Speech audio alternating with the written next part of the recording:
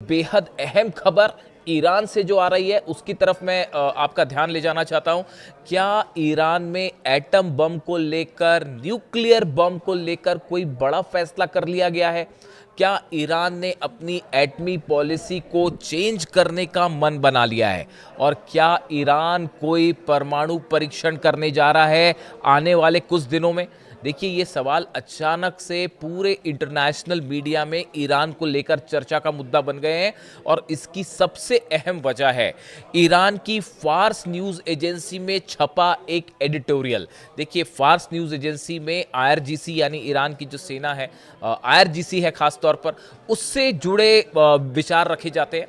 अब fast news agency में एक एडिटोरियल छपा है जिसमें इस बात का जिक्र किया गया है, ये 28 जून का एडिटोरियल है, जिसमें इस बात का जिक्र किया गया है कि अगर अमेरिका और इजराइल के हमलों से रक्षा करनी है तो उसका एकमात्र रास्ता है एटम बम बनाइए, न्यूक्लियर बम बनाइए।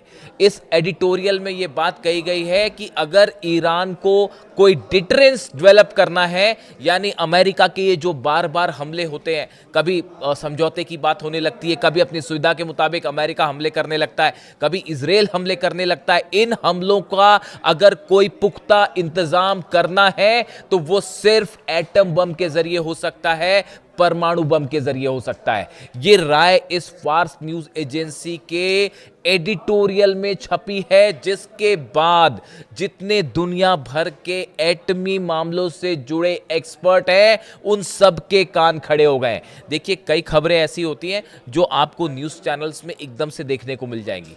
कुछ खबरें ऐसी होती हैं जो बिहाइंड द सीन चल रही होती हैं, जिनको बाहर आने में थोड़ा वक्त लगता है और शायद वो चर्चा का मुद्दा धीरे से बनती हैं। लेकिन जो न्यूक्लियर टॉक से जुड़े एक्सपर्ट्स हैं, खासकर अमेरिका, इजराइल और यूरोप के, इन सबके कान इस आर्टिकल में छपी बात के बाद खड़े हो चुके हैं और ये कयास लगाए जा रहे हैं कि क्या ईरान की नेशनल सुप्रीम सिक्योरिटी काउंसिल जो है, क्या इसमें एटम बम को लेकर किसी तरह की कोई पॉलिसी चेंज को लेकर चर्चा की गई है?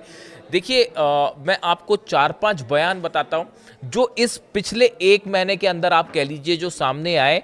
हर बयान इस ओर इशारा कर रहा है कि ईरान ने अपनी न्यूक्लियर पॉलिसी को लेकर बड़ा बदलाव करने का मन बना लिया है। देखिए, 19 जून को अली बाघेरी कानी, ये मुख्य परमाणु वार्ताकार हैं, जो कि टॉक्स होती है अमेरिका के साथ, न्यूक्लियर टॉक्स, इसमें ईरान की तरफ से जो वार्ताकार हैं, जो बातचीत करते हैं, वो हैं। इन्होंने कहा कि हम न्यूक्लियर मुद्दे पर जो भी बात करेंगे अमेरिका से, वो बराबरी के स्तर की बात होगी। यानी उसमें ईरान के ऊपर यूरेनियम रोकने संबंधित कोई भी जो है दबाव, वो स्वीकार नहीं किया जाएगा। न्यूक्लियर प्रोग्राम को लेकर कोई ऐसी शर्त नहीं मानी जाएगी जिसमें जो है अमेरिका न्यूक्लियर प्रोग्राम को रोकने की बात करे या यूरेनियम संवर्धन, एनरिचमेंट को रोकने की बात करे। उन्होंने साफ मना कर दिया, हम ऐसी किसी बात को स्वीकार नहीं करेंगे। अब ईरान के अगर मुख्य परमाणु वार्ताकार जो हैं वो इस तरह का बयान दे रहे हैं तो बड़ी स्वाभाविक सी बात है कि वो ईरान के सुप्रीम लीडर के फैसले के बाद ये बयान दे रहे हैं। यानी ये बात तय है कि ईरान ना तो न्यूक्लियर प्रोग्राम छोड़ेगा और ना ही यूरेनियम एनरिचमेंट का अपना अधिकार है वो छोड़ेगा। ये बात हुई अली बाघेरी कानी साहब की, जो कि मुख्य वार्ताकार हैं अमेरिका के। अब एटमी एनर्जी चीफ है मोहम्मद इस्लामी, इनका बयान देखिए। इनका बयान आया था कि जो अमेरिका कह रहा था कि 20 साल के लिए यूरेनियम एनरिचमेंट रोक देगा ईरान, ये समझौते का हिस्सा हो जाएगा, इसको लेकर ईरान से जो है बातचीत चल रही है। उनकी तरफ से साफ कह दिया कि ये 20 साल वाली शर्त ईरान को कतई मंजूर नहीं है। यानी इस मोहम्मद इस्लामी ने भी इस ओर इशारा किया कि ईरान अपना न्यूक्लियर प्रोग्राम नहीं रोकने जा रहा। अब आप देखिए, ब्रिगेडियर जनरल अली फदावी, ये आईआरजीसी के डिप्टी कमांडर हैं, बड़े ओहदे पर हैं, इनकी तरफ से तो और साफ बयान आया है। इन्होंने कहा है कि न्यूक्लियर बम बनाना, एटम बम बनाना हमारा अधिकार है। ये तो बड़ा ही साफ बयान था। ब्रिगेडियर जनरल है अली फदावी, ये वो लोग हैं जो आईआरजीसी चीफ अहमद वाहिदी साहब के बेहद करीबी हैं। ईरान में आईआरजीसी जो फैसले लेता है उसमें इन सब की भूमिका बेहद अहम है। इनसे तमाम कंसल्टेशन के बाद ही फैसले पर पहुंचा जाता है। अगर आप पॉलिटिकल लीडरशिप की बात करें, अब्बास अराक्ची साहब का बयान ये आना कि ईरान का यूरेनियम किसी कीमत पर ईरान के बाहर नहीं जाएगा। जो बातें थी कि अमेरिका ये कह रहा था कि हम जाके यूरेनियम ले लेंगे और बाहर आ जाएंगे, इस तरह की देश के बाहर जाएगा, इसको अब्बास अरागची ने फुल स्टॉप लगा दिया, पूर्ण विराम लगा दिया कि ऐसा कुछ नहीं होने जा रहा। अब आप देखिए ईरान के जो राष्ट्रपति हैं पेजिशकियान, इनकी तरफ से बयान आया कि यूरेनियम संवर्धन ईरान का अधिकार है और किसी भी कीमत पर ईरान यूरेनियम एनरिचमेंट का अधिकार नहीं छोड़ेगा। अब आप देखिए ये जो 5-6 बयान हैं ये पिछले 30 दिनों के अंदर आए, यानी कि जब से ये बातचीत MOU और ये शर्तों की बातचीत थी, इस बीच में ये बयान आए। ये बयान पे जो है वो हमारी टीम नज़र बनाए हुए थी शुरू से कि देखिए अगर न्यूक्लियर जब भी डील की बात होती है या किसी देश में, दो देशों में न्यूक्लियर हथियारों को लेकर या प्रोग्राम को लेकर चर्चा होती है, तो ऐसे में सिर्फ पॉलिटिकल लीडरशिप के बयान मायने नहीं रखते। जो वार्ताकार हैं या जो एटॉमिक एनर्जी कमीशन के चीफ हैं या जो परमाणु मामलों के टेक्निकल मामलों के जानकार हैं, इनके क्या बयान आ रहे हैं। देखिए इनके बयान सार्वजनिक रूप से अखबारों में ज़्यादा नहीं छपते, न्यूज़ चैनल्स में सामने दिखाई नहीं देते, लेकिन अगर आप सर्च करें, इनके बयानों पर नजर रखें तो ये बयान मिल जाते हैं आपको। तो जो टेक्निकल टीम होती है, इनके बयान ये बताते हैं कि उस देश का फ्रेम ऑफ माइंड क्या है, वो देश क्या सोचता है अपने परमाणु हथियारों को लेकर या एटमी पॉलिसी को लेकर।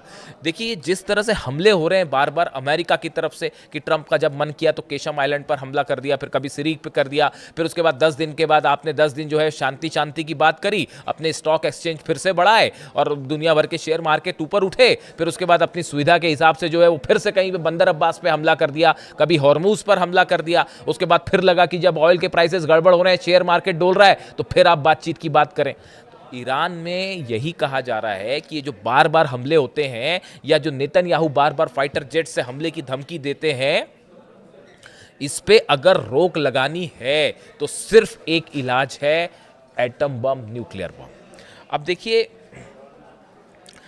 कई सारी चीज़ें ऐसी हैं जो हालात को तेज़ी से बदल रही हैं। अली खामेनी साहब ने हमेशा कहा कि हम जब तक वो थे उन्होंने ये कहा कि ईरान न्यूक्लियर बॉम्ब नहीं बनाएगा, लेकिन जिस तरह से उनके ऊपर धोखे से हमला किया गया, उनको शहीद किया गया, उसके बाद अगर आज आप ईरान में जाकर लोगों की राय लें तो आपको मेजॉरिटी ऑफ द पीपल ये कहते हुए मिल जाएंगे कि ईरान को न्यूक्लियर बॉम्ब बनाना चाहिए। यही एकमात्र इलाज है। ये जो हमले होते हैं बार बार कि आज यहां हमला कर दिया, कल वहां हमला कर दिया, परसों वहां हमला कर दिया, अगर इसका एक फुल स्टॉप करना है इसके ऊपर तो उसका एक ही हल है, वो है एटम बम। अब आप देखिए ये बात सिर्फ ओपिनियन के लेवल तक सीमित नहीं है। आप पिछले 3 मैं आपको कुछ और बयानों की चर्चा करता हूं। देखिए रूस की तरफ से बेहद अहम बयान आया। जिस दिन ये बयान आया था उस दिन से इस बात पर मेरी नज़र थी कि अब ईरान की तरफ से क्या ऐसा कोई सिग्नल आता है। देखिए क्रेमलिन मतलब रूस के प्रवक्ता हैं दिमित्री पेस्कोव, इन्होंने 24 जून को, जो हाल ही में गई तारीख 24 जून को कहा कि इस समय परमाणु हथियार ही एकमात्र ऐसा जरिया है जो दुनिया को तीसरे विश्व युद्ध जैसे बड़े खतरे से बचा सकते हैं। उन्होंने ये कहा, ये रूस कह रहा है, और रूस कब कह रहा है? जब हमले हो रहे हैं यूक्रेन के। 100 से ज्यादा ऑयल रिफाइनरी पर हमले हुए हैं रूस के पिछले 10 दिनों के अंदर। 100 से ज्यादा ऑयल रिफाइनरीज पर हमले हुए। यूक्रेन ने ये हमले यूक्रेन ने नहीं करवाए, अमेरिका ने करवाए, यूरोप ने करवाए। आपको इतना तो समझ ही जाते होंगे, समझ ही जाइए इस बात को। ये हमले यूक्रेन की हैसियत नहीं है रूस से लड़ाई करने की, ये पीछे से यूरोप हथियार दे रहा है। डोनाल्ड ट्रंप और अमेरिका की तरफ से तमाम दुनिया के एक्सपर्ट ये बात कह रहे हैं कि ये हथियार सब कुछ सप्लाई किए जा रहे हैं यूरोप और अमेरिका की तरफ से। प्लान है रूस के ऑयल को सप्लाई को पूरी तरह से बाधित करना, रूस को घुटने पर लाना, ये प्लान है। ये जो हमले रोके गए, ये जो फिर से जंग वाले हालात हो गए थे हॉर्मुज में, ईरान आमने सामने, और ईरान ने 12 से 20 घंटे के अंदर अमेरिका के बेसिस पर जो हमले किए हैं, उसके बाद जो करारा जो है जवाब दिया एक बार फिर डिफेंसिव मोड में डोनाल्ड ट्रंप। लेकिन देखिए बड़े हमले की तैयारी थी, बड़े पलटवार की तैयारी थी, लेकिन डोनाल्ड ट्रंप अभी ये नहीं चाहते कि हॉर्मुज से जो तेल निकल रहा है वो रुक जाए। अगर रूस का तेल भी रुक गया और हॉर्मुज को ईरान ने पूरी तरह से ब्लॉक कर दिया, हाहाकार मच जाएगा पूरी दुनिया में। तो अभी रूस पे कंट्रोल करना है तो हॉर्मुज खुला रखना जरूरी है, इसलिए वो दोहा में बातचीत हो रही है कतर में। उसका क्या नतीजा आएगा वो आप भी जानते हैं और हम भी जानते हैं। मतलब आप छुरा पीछे लगा के रखे हो कि कब मौका मिलेगा और हम मारेंगे, और किसी को ये बात समझ नहीं आएगी। कौन सी बातचीत, कैसी बातचीत साहब? इतना तो हर शख्स अब ईरान से जुड़ा, मेरे दर्शक भी इस बात को अच्छी तरह से समझ चुके होंगे। अली खामनेई साहब 30 साल से इस बात को जानते थे, इसीलिए 1981 में कहा था कि पहला दुश्मन हमारा अमेरिका है, और शहादत के पहले तक वो इस बात को कहते रहे कि हमारा दुश्मन अमेरिका है और अमेरिका के साथ डील नहीं हो सकती। ये बात अली खामनेई साहब 30 साल से लगातार बोलते रहे, और वो बात देखिए हर कदम पर सच साबित होती है। जिनको उम्मीद है कि कोई डील हो जाएगी, कोई शांति हो जाएगी, क्या ही बोला जाए उनके लिए। अब हालात ये है कि कतर में कल जो बातचीत होनी है, दोहा में जो बातचीत होनी है। अभी हम रूस पर थे। देखिए जो दिमित्री पेस्कोव है, इनकी तरफ से दो बयान। पहला बयान उन्होंने कहा कि तीसरा वर्ल्ड वॉर अगर बचाना है तो उसको एटमी हथियार ही बचा सकते हैं, कि अगर आपके पास एटमी हथियार आ गया तो फिर कोई हमला नहीं कर रहा आप पे। उसके बाद ये नहीं हो सकता, ईरान के पास अगर एक बार बम आ गया फिर नहीं हो सकता कि आप यहां हमले कर देंगे और वहां हमले कर देंगे। बात नंबर एक। बात नंबर दो, जो रूस कह रहा है, पेस्कोव ने कहा दुनिया की सुरक्षा व्यवस्था लगातार कमजोर हो रही है। उनके मुताबिक आज की सच्चाई यह है कि न्यूक्लियर डिटरेंस के अलावा दुनिया के पास कोई मजबूत सुरक्षा विकल्प नहीं है। सिर्फ आपके पास न्यूक्लियर डिटरेंस होना चाहिए, और साथ में वो ये भी कह रहे हैं कि अब हालात ऐसे हो गए हैं कि दुनिया में कई सारे ऐसे हथियार बनाए जाएंगे आने वाले वक्त में जो मिनी न्यूक्लियर बॉम्ब कहलाएंगे, यानी कि वो छोटे न्यूक्लियर बॉम्ब की तरह ही खतरनाक होंगे। ये बहुत बड़ा इशारा था उनका। क्या वो ये कहना चाह रहे थे कि मिनी न्यूक्लियर बम ही ऐसी समस्याओं का हल है? और क्या ये बात रूस ने ईरान के लिए कही कि भले आप एक बड़े स्तर पर न्यूक्लियर बम ना बनाएं, एटम बम ना बनाए, लेकिन मिनी यानी छोटे न्यूक्लियर हथियार क्या आपका एक नया डिटरेंस के रूप में काम करेंगे? अगर आपने छोटा न्यूक्लियर हथियार भी हासिल कर लिया, छोटा न्यूक्लियर हथियार का मतलब ये हुआ आपने कि भाई आप जो है हिरोशिमा नागासाकी जैसा बड़ा धमाका नहीं होगा उससे, लेकिन आप एक लिमिटेड एरिया में भी अगर रेडिएशन करके नुकसान पहुंचा सकते हैं तो भी ये भयंकर खतरनाक होगा, खासतौर पर इजराइल को तो निपटा ही देगा। ऐसी सूरत में क्या रूस ईरान के लिए बात कहना चाह रहा है कि मिनी न्यूक्लियर बॉम्ब से आपकी समस्या का हल हो जाएगा? क्या यह सजेशन था रूस का ईरान को? कई सारे एक्सपर्ट्स कह रहे हैं कि हां बिल्कुल था, और जिस तरह से हमले हो रहे हैं रूस पर, उसके बीच में यह बयान आना, ये सीधा सीधा जो पूरे मिडिल ईस्ट में हालात हैं, वेस्ट एशिया में जो हालात है, इसको एड्रेस करते हुए ये बात कही कि आने वाले वक्त में मिनी न्यूक्लियर बॉम्ब बेहद अहम होने वाले। ये स्टैंड था रूस का। अब देखिए एक और बयान, खुद Kim Jong Un, north Korea के, इसके ऊपर मैंने वीडियो भी किया था। नॉर्थ कोरिया के लीडर किम जोंग उन ने कहा जिस तरह से ईरान पर हमले हो रहे हैं उससे ये बात साबित होती है कि हमारा न्यूक्लियर प्रोग्राम, जो हमने एटमी धमाके किए वो बिल्कुल सही फैसला था, जो हमने लॉन्ग रेंज मिसाइल्स बनाई वो बिल्कुल सही फैसला था, और हम इसे अब और तेजी से आगे बढ़ाएंगे। हम अपने न्यूक्लियर हथियारों की संख्या और बढ़ाएंगे, हम अपने मिसाइल रेंज को और आगे बढ़ाएंगे ताकि अमेरिका या कोई दूसरा देश हमला करने की हिम्मत ना कर सके। दूसरे शब्दों में एक्सपर्ट्स तमाम ये मानते हैं कि किम जोंग उन ने मुस्तफा खामनेई को ये समझाया, ये बात जो है उनसे कही है, उनको संदेश दिया है कि इजराइल का सिर्फ एक इलाज है, आपको न्यूक्लियर बॉम्ब बनाना पड़ेगा, उसके बाद ये हमले आप पर रुक जाएंगे। ये सबसे बड़ा डिटरेंस होगा। ये दो सबसे बड़े समर्थक रूस और नॉर्थ कोरिया, जिनकी तरफ से ये बयान से ये सब कुछ हो रहा है पिछले 10 दिन के अंदर, ये पिछले 15-20 दिनों के अंदर मैंने आपको जो 5-6 बयान बताए, वो नॉर्थ कोरिया का कहना, रूस का कहना, और अब ईरान की फार्स न्यूज़ एजेंसी में ये संपादकीय लिखना, एडिटोरियल छपना कि भैया न्यूक्लियर बम ही बचा सकता है। इसमें यह भी कहा गया कि चीन ने जब अपना खुद का न्यूक्लियर प्रोग्राम डेवलप कर लिया, न्यूक्लियर धमाका किया, उसके बाद ही अमेरिका ने चीन को मान्यता देके एज ए कंट्री उसके साथ बातचीत आगे शुरू की, और जंग नहीं हुई अमेरिका और चीन की। यानी ईरान, इसी आर्टिकल में ये बात कही गई है कि चीन को लेकर भी कहा जा रहा है कि जब चीन ने न्यूक्लियर धमाका किया उसके बाद अमेरिका के साथ उसके संबंध बदल गए और दोनों इक्वल लेवल पर आ गए।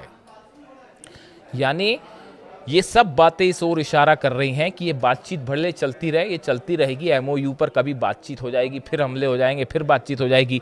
अरब देशों के साथ तमाम पर्दे के पीछे डील्स चल रही हैं। कल सुबह मैं आपको बड़ा खुलासा करूंगा एक वीडियो में कि ये दोहा बातचीत के पीछे असली खेल क्या चल रहा है। कतर में जो ये बातचीत हो रही है, इस बातचीत के पीछे असली मामला क्या है, और क्यों बातचीत तो स्विट्ज़रलैंड में होनी थी, वो क्यों इधर शिफ्ट हो गई अचानक, वो दोहा में क्यों हो रही है, इसको लेकर भी कई खुलासे कल सुबह की वीडियो में।